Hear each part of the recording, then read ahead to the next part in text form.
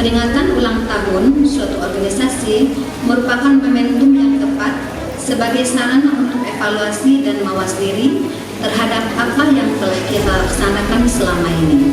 Dengan demikian, kesempatan ini hendaknya tidak dipandang sebagai kegiatan seremonial semata, akan tetapi justru saat inilah waktu yang tepat untuk memberikan makna yang lebih dengan mengambil hikmah ulang tahun ini.